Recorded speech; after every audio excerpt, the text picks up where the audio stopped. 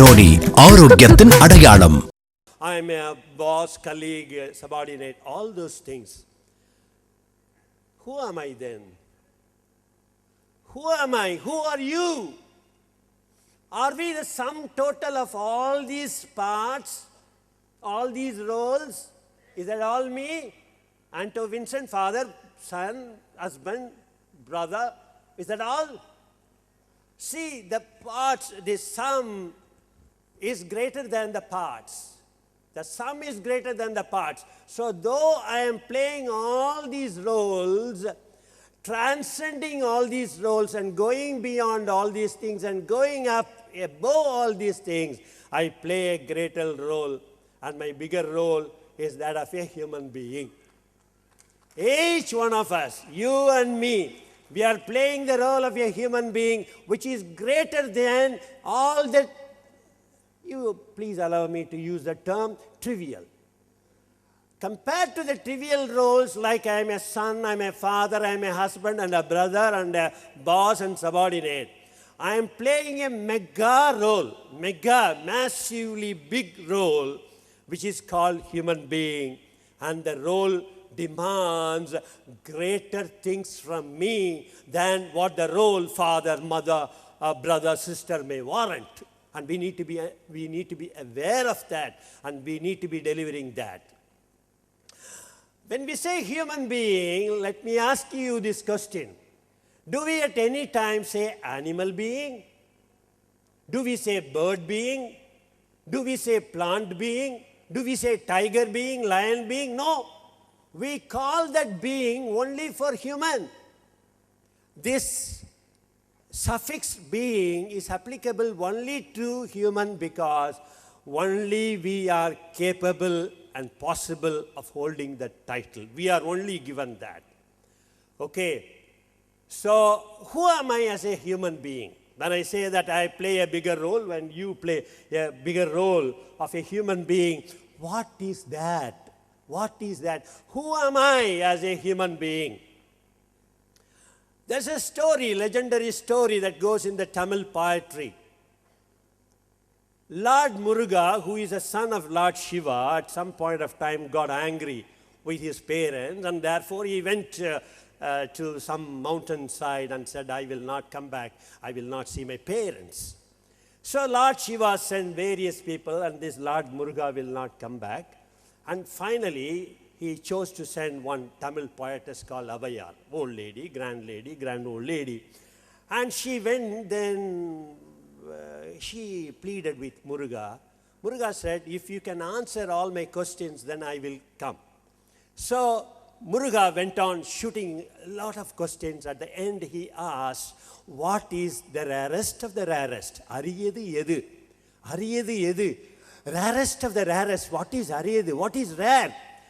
So Avai said, Ariyadu ketkin nadiyadu veloi aridu aridu maanilarai pirattal aridu.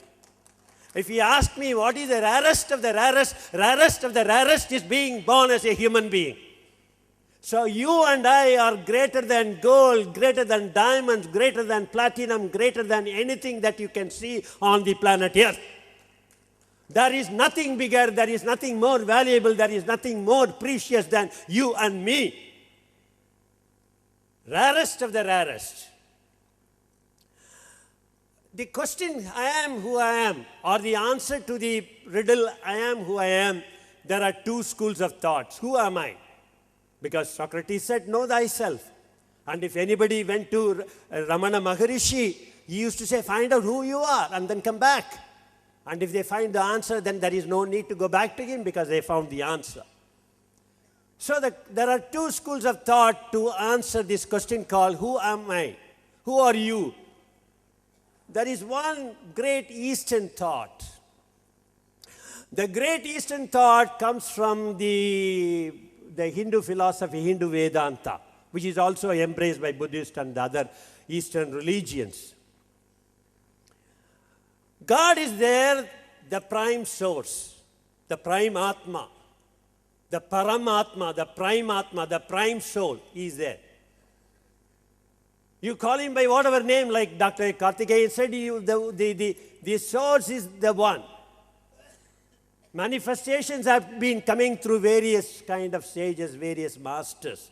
But the source is the same. The Supreme is the one, the prime soul. But the prime soul is only energy. The prime soul has to manifest itself. The prime soul has to bring in the energy into action. And for the prime soul to move the energy, you need a living soul. So the living soul is the Jivatma, you and I.